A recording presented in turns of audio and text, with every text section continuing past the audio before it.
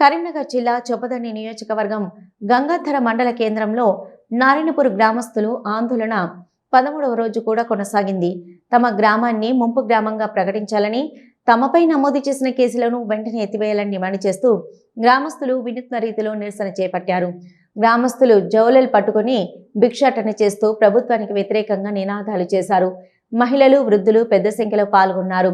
తమకిచ్చిన హామీలను అమలు చేయాలని కోరినందుకే అక్రమంగా కేసులు నమోదు చేశారని గ్రామస్తులు ఆరోపించారు.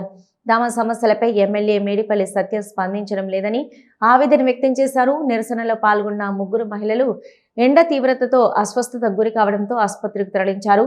విషయం తెలుసుకున్న మాజీ ఎమ్మెల్యే సుంకె రవిశంకర్ ఆసుపత్రికి చేరుకుని బాధితులను పరామర్శించారు.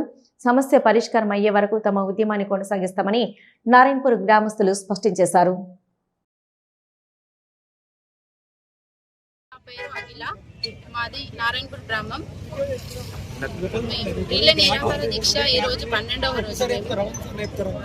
మేము ఈ రోజు నిరసనలో భాగంగా భిక్షాటన చేస్తున్నాము. మా గ్రామాన్ని ముంపు గ్రామంగా ప్రకటించాలని మేము 12 రోజులుగా రిలే నిరాహార దీక్ష చేస్తున్నాము. అందులో భాగంగా ఈరోజు భిక్షాటన చేస్తున్నాము.